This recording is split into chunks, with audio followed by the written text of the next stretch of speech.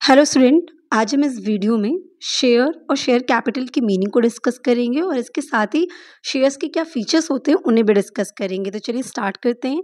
सबसे पहले हम बात करेंगे शेयर्स की कि शेयर्स क्या होता है। तो देखिए, जब भी हम बिजनेस को रन करते हैं या कंपनी स्टार्ट होती है तो कंपनी को रन कराना होता है, तो आपको एक हैवी अमाउंट चाहिए होता है बिजनेस को रन कराने के लिए। ठीक, ये जो हैवी अमाउंट, ये ह्यूज अमाउंट जो आपको चाहिए होता है, उसको हम एक टर्म में बोलते हैं कैपिटल चाहिए होती है। एक ज़्यादा पैसा, जिस पैसे से हम आप अपना सारा वर्क कर सके, अपने बिजनेस को शुरू कर सके, अपना काम कर सके, उस पैसे को ही हम क्या कहते हैं, कैपिटल कहते हैं, ह्यूज अमाउंट जो होता है। ठीक है, अब ये कैपिटल आता कैसे है? जो इकट्ठा पैसा है वो किसी के पास अपने आप तो होता नहीं है कि हमारे पास बहुत सारा पैसा है और हमने शुरू कर दिया। तो क्या होता है कि वो जितना हैवी अमाउंट चाहिए होता है ना, वो हैवी अमाउंट को हमें कहीं ना कहीं से लेना पड़ता है, सिर्फ अकेले से नहीं हो पाता है। ठीक, ये जो हैवी अमाउंट हम जब इकट्ठा करते हैं ना, तो किसने कितना दिया है या किसका कितना प्रोपोर्शन है, वही हमको पता चलता है किससे? शेयर से। तो शेयर्स का हिंदी मीनिंग अगर देखें तो क्या है? शेयर्स मतलब हिस्सा। मेरा शेयर कितना है, मेरा हिस्सा कितना है। तो जो कैपिटल इकट्ठा हुई है ना, इस जो अमाउंट इकट्ठा हुआ है, इसमें किसने कितना दिया है, वो जिस चीज़ से पता चलता है वो कहलाता है शेयर। मतलब शेयर्स आपको बताता है कि किसने कितना प्रोपोर्शन दिया है। तो एक तरीके से हम ये कह सकते हैं कि किसी भी कंपनी की जो टोटल कैपिटल होती है, अगर उसको स्मॉल पार्ट्स में डिवाइड कर दीजिए, तो जो ये स्मॉल पार्ट्स होता है ना, उसी को हम क्या कहते हैं? शेयर कहते हैं। मतलब कि एक कंपनी को अगर मान लीजिए कि 1 करोड़ रुपए चाहिए है या 200 करोड़ चाहिए, मान लीजिए 200 करोड़ कैपिटल चाहिए, तो अब 200 करोड़ कैपिटल को उसे इकट्ठा करना है। वो इकट्ठा कहाँ से करे ये पैसा? तो वो क्या करते हैं, एक साथ किसी से मांगेंगे कि 200 करोड़ दे दीजिए, तो पॉसिबल नहीं होगा। तो वो उन्हें क्या करना है कि वो थोड़ा-थोड़ा सबसे माँगेंगे। मतलब पब्लिक कंपनी के केस में अगर बात करें, तो वो क्या करती है, पब्लिक से पैसा माँगती है। तो वो क्या करेगी, छोटा-छोटा अमाउंट सबको अलॉट करती है कि भई आप दे दो, इतना दे दो, आप इतना दे दो, आप इतना दे दो, आप इतना दे दो। तो कैसे उसको करने के लिए क्या करती है, एक शेयर इश्यू करती है, स्मॉल पार्ट्स कैपिटल का करती है। मतलब अगर हमको चाहिए, तो हमने मान लीजिए कह दिया कि 1 शेयर अगर आप खरीदते हैं तो हमें 1000 रुपया देना पड़ेगा, है ना? मतलब 1 शेयर जिसके पास भी है उसने कितना रुपया दिया है? 1000 रुपीज़ दी है। इसी तरह अगर 2 शेयर आपने खरीद ली तो 2000 आपने दिए। तो आप मेरी कंपनी के 10 शेयर खरीदिए, 50 शेयर खरीदिए, जितने भी शेयर खरीदिए उतने नंबर ऑफ अमाउंट्स हमें मिल जाएगा। तो इस तरह से हिस्से पता चल जाते हैं कि किसने कितना खरीदा है। तो शेयर हुआ क्या?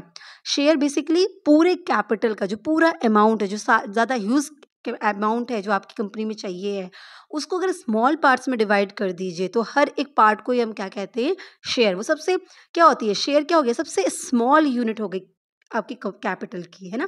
तो किसी भी कंपनी की कैपिटल की जो सबसे स्मॉल यूनिट है, सबसे छोटी वैल्यू, मतलब कहते हैं ना, जिससे आपको एक का पता चल जाए, वो हमारी क्या होती है? शेयर। तो कई शेयर्स की वजह से ही आपकी कैपिटल इकट्ठा होती है। जब शेयर से पैसे आते हैं तो आपकी कैपिटल इकट्ठा होती है। तो institute of chartered accountancy of India, मतलब आईसीआई ने क्या कहा कि शेयर क्या होता है? तो उन्होंने कहा कि कंपनी की कैपिटल को अगर हम कुछ छोटे-छोटे इंडिविजिबल यूनिट्स में, मतलब इंडिविजिबल यूनिट्स मतलब अब जिस यूनिट्स को हम दोबारा डिवाइड नहीं कर सकते, उसको अनब्रेकेबल है। तो अगर छोटे-छोटे इंडिविजिबल यूनिट्स में उसको हम डिवाइड कर देते हैं, बाँट देते हैं, मतलब 5-6 ऐसे करके अलग-अलग यूनिट्स में उसको डिवाइड कर देते हैं और हर एक यूनिट की एक फिक्स्ड अमाउंट रख देते हैं कि ये यूनिट इतने अमाउंट का है। तो वो जो यूनिट है ना, वही क्या कहलाती है? शेयर कहलाती है। क्लियर है? तो आईसीआई कहती है कि किसी भी कंपनी की कैपिटल को आप छोटे-छोटे यूनिट्स में डिवाइड कर दीजिए और जो यूनिट की वैल्यू आप फिक्स करते हैं ना, उस यूनिट को ही हम क्या कहते हैं? शेयर कहते हैं। ठीक है? अब शेयर क्या होता है ये तो क्लियर हो गया। मतलब सबसे स्मॉलेस्ट पार्ट, पूरी कैपिटल जिससे इकट्ठा होती है। 10 शेयर है, 10 शेयर से मिला के अगर 1000 आया, तो वो हमारा क्या हो गया? 1000 की कैपिटल हो गई और कितनी यूनिट से आई? 10 यूनिट से आई। तो ये जो यूनिट हुई हमारी शेयर हुई। किसी को कितना पैसा मिलेगा वो ये डिपेंड करेगा कि आपने कितने शेयर्स ले रखे हैं, कितनी यूनिट आपके पास है। ठीक है? तो शेयर्स बेसिकली हिस्से, ओनरशिप को बताता है कि आप कितने के ओनर हैं, आपके पास कितने की हिस्सेदारी है। क्लियर है? तो अब एक चीज़ और बताते हैं कि वैल्यू की बात की गई कि हर एक यूनिट की अपनी वैल्यू होती है, मतलब हर एक शेयर्स की वैल्यू होती है। ये वैल्यू कहाँ लिखी रहती है? ये शेयर सर्टिफिकेट में लिखी रहती है। तो शेयर सर्टिफिकेट में क्या होता है? हर शेयर्स की एक फिक्स्ड वैल्यू होती है जो कि प्रिंट होती है। ठीक, ये जो प्रिंटेड वैल्यू है, जो शेयर सर्टिफिकेट में जो शेयर्स की वैल्यू दिख रही है ना, that is called the face value of share या नॉमिनल वैल्यू ऑफ शेयर या par value of share. Nominal, par, face value same है। मतलब अगर बोला गया कि एक शेयर 10 रुपए के हैं, शेयर सर्टिफिकेट में लिखा है कि भाई एक शेयर की प्राइस 10 रुपीज़ है, तो ये जो 10 रुपीज़ है ना, ये इसकी पार वैल्यू हो गई, ये इसकी फेस वैल्यू जो दिख रही है, सामने दिख रही है ना, नॉमिनल वैल्यू हो गई शेयर की। क्या हो गई आपकी जो सामने दिख रही वैल्यू। एक शेयर 100 रुपये के हैं तो 100 रुपये क्या है, ये इसकी पार वैल्यू है, फेस वैल्यू है। शेयर सर्टिफिकेट पे शेयर्स की जो वैल्यू प्रिंट होती है that is your face value, nominal value या पार वैल्यू, ठीक है। लेकिन अब यहाँ पे ये समझिएगा कि क्या शेयर्स जो इशू होते हैं, मतलब जब हम अब कंपनी को पैसे इकट्ठा करना है तो कंपनी को पैसे इकट्ठा करने के लिए शेयर पब्लिक के पास लॉन्च करना होगा, इशू करना पड़ेगा कि भाई आप मेरे ये शेयर खरीद लो, ठीक है। अब एक शेयर की प्राइस मान लीजिए 100 रुपया लिखी गई है, जिसको हम कह रहे हैं फेस वैल्यू 100 रुपया लिखी गई है, तो क्या पब्लिक से ही हम 100 रुपये ही मांग सकते हैं? तो अब वहाँ पे कंडीशन क्या कहा है कि 100 से कम मांग सकते हैं, 100 से ज़्यादा मांग सकते हैं। तो वहाँ पे समझिएगा कि कंपनीज एक्ट क्या कहता है कि भाई शेयर्स को कभी भी कम पे नहीं, 100 रुपये अगर है तो 100 रुपये से आप 90 रुपये में इशू नहीं कर सकते, 100 रुपये से ज़्यादा में कर सकते हैं, या 100 में करिए या 100 से ज़्यादा करिए, पार पे करिए या पार से ज़्यादा करिए, मतलब प्रीमियम पे करिए, लेकिन कभी भी डिस्काउंट मतलब 100 रुपये से कम 90 रुपये में कहिए कि मेरा ये शेयर 90 रुपये में खरीद लीजिए, पब्लिक से कहिए, तो ऐसा नहीं हो सकता है। कंपनी के शेयर कभी भी डिस्काउंट पे इशू नहीं होते एक्सेप्ट स्वेट इक्विटी शेयर। अब वो क्या होता है वो एक अलग बात है, उसको बाद में कभी डिस्कस करेंगे। तो नॉर्मली समझिएगा कि शेयर्स की जो फेस वैल्यू होती है, शेयर इशू किस पे होता है, मतलब पब्लिक उसे किस पे खरीदती है, पब्लिक के लिए कौन सी प्राइस ऑफर की जाती है कि अगर आपको हमारे शेयर खरीदने हैं तो इतना रुपया देना पड़ेगा, तो उतना रुपया आपको दे देंगे तो आपकी कैपिटल इकट्ठा हो जाएगी। तो वो जो रुपया है कितने पे वो ऑफर करती है पब्लिक को, that is called issue price, है ना। तो अब ये जो इशू प्राइस होता है वो डिफरेंट होता है, फेस वैल्यू से अलग भी हो सकता है ना। तो जिस प्राइस पे शेयर्स को मार्केट में लॉन्च किया जाता है, मार्केट में इशू किया जाता है, मार्केट में ऑफर किया जाता है कि पब्लिक इसको परचेज करे इस प्राइस पे, दैट प्राइस कॉल्ड है इशू प्राइस ऑफ शेयर। और ये इशू प्राइस कैसी हो सकती है, जो फेस वैल्यू है या तो उतनी रहेगी या उससे ज़्यादा रहेगी, उससे कम कभी भी नहीं रहेगी, ऐसा हमारा कंपनीज एक्ट 2013 कहता है। Is it clear? तो अब हम बात करेंगे किसकी, शेयर कैपिटल की। तो शेयर क्या होता है ये तो क्लियर हो गया कि शेयर क्या हो गया, स्मॉलेस्ट यूनिट, हिस्सेदारी, जिसको हम इशू करके पैसा इकट्ठा करते हैं, ठीक है। अब शेयर कैपिटल क्या हो गया, तो शेयर कैपिटल मतलब शेयर से आया हुआ कैपिटल, अलग अलग हिस्सेदारी से आया हुआ पैसा जो एक ह्यूज अमाउंट को फ्रेम कर रहा है। तो share capital is the sum of money that a company acquires by issuing shares to share holder exchange for capital. मतलब अब देखिए एकदम सिंपल लैंग्वेज समझ में कि आपको पैसा चाहिए, आप पब्लिक से बोलते क्या है कि आप हमें पैसे दीजिए, तो अगर आप उनसे पैसे मांग रहे हो, वो मान लीजिए देने को रेडी भी हो गए कि हम आपको दे दे रहे हैं, तो उनको प्रूफ के लिए कुछ देना पड़ेगा ना। वो कहेंगे कि हम आपको 1000 रुपया दे रहे हैं, हमें कैसे पता चलेगा कि हमने 1000 रुपया दिया, कल को आपको ये आपने दिया ही नहीं है तो हम क्या करते हैं, कहते भी ठीक है आप हमें 1000 रुपया दीजिए और ये जो है मैं आपको एक पेपर इशू कर दे रहा हूँ कि आपने मुझे 1000 रुपये दिए हैं, मतलब इस कंपनी को आपने 1000 रुपीज़ दिया है, ये नंबर ऑफ शेयर आपने खरीदे हैं। Is it clear?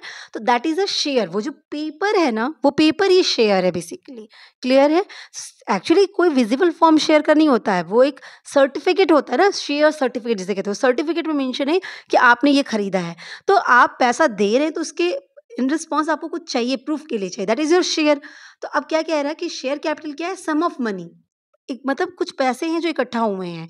कैसे, जो कंपनी ने कहाँ से एक्वायर किया, इशूइंग अ शेयर्स, यही जो मैंने था ना पेपर इशू करके कि भाई ये लीजिए ये पेपर है और मुझे इतना पैसा दे दीजिए, ये पेपर है ये इतना पैसा दे दीजिए, तो वो ही क्या कहलाता है, आपका शेयर कैपिटल कहलाता है, ठीक है।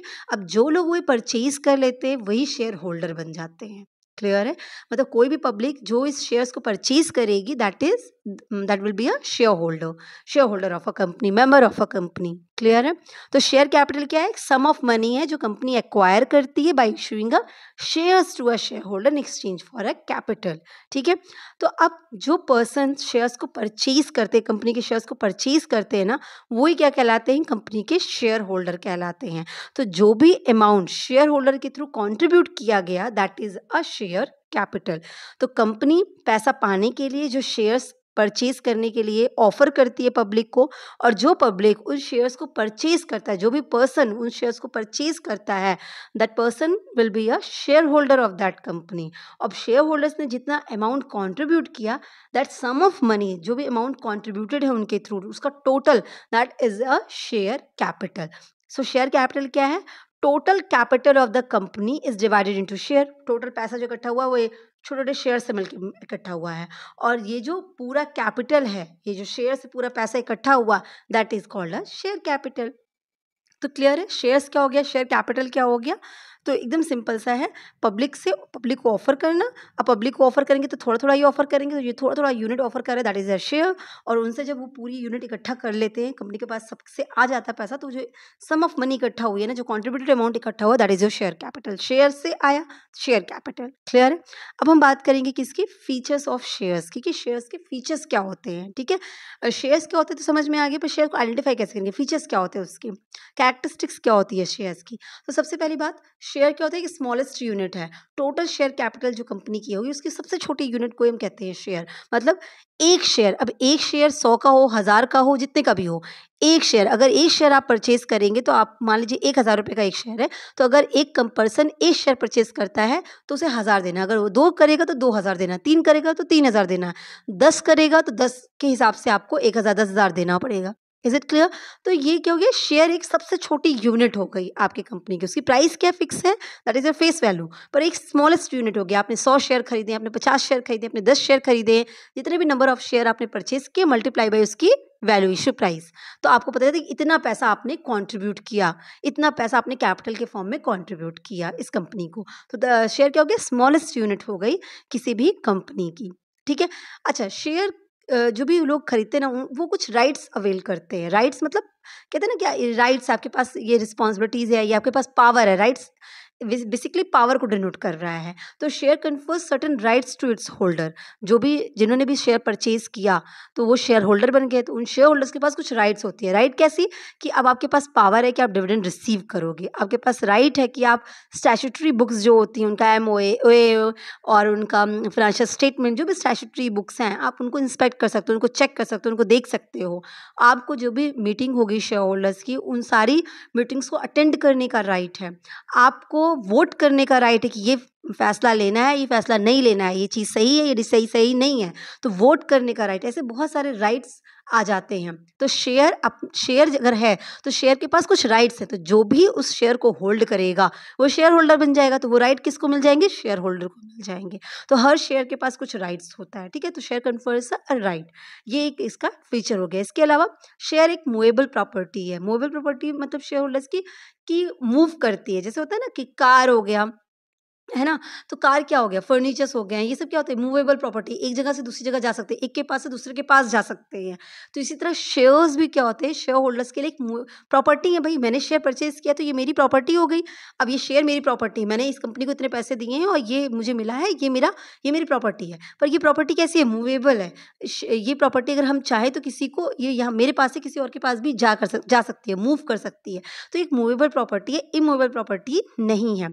अच्छा, हर शेयर के पास अपना एक आइडेंटिफाइड नंबर होता है, डिस्टिंक्ट नंबर होता है, जिससे हम उसको पहचान सकते हैं। हर शेयर के पास उनका अपना आइडेंटिफिकेशन नंबर होता है, जिससे वो आइडेंटिफाई होता है। वो नंबर अलग अलग होता है, हर शेयर के लिए अलग होता है, एक्सेप्ट दो शेयर जो कि बेनिफिशियरी होल्डर के नाम पे बुक्स में रिकॉर्डेड है। मतलब डिपोजिटरीज जो बुक्स हैं उनमें जो है वो अलग बेनिफिशियल होल्डर के नाम से रिकॉर्डेड है, मतलब as a share holder, as a member नहीं है वो, तो उनको डिस्टिंक्ट नंबर अलॉटेड नहीं होता। अदरवाइज सबको डिस्टिंक्ट नंबर अलॉटेड होता है। हर शेयर को एक स्पेसिफिक नंबर अलॉट है जिससे उनको पहचाना जा सकता है। ठीक है, अब ये नंबर मेंशन कहाँ होते हैं, शेयर सर्टिफिकेट में मेंशन होते हैं। जैसे मैंने बोला ना कि शेयर्स के लिए हम शेयर सर्टिफिकेट इशू करते हैं, तो शेयर सर्टिफिकेट में ही उन शेयर्स के नंबर मेंशन होते हैं।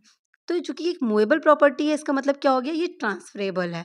मूवेबल चीज़ को हम ट्रांसफर कर सकते हैं ना, आज मेरे पास है कल किसी और के पास जा सकती है।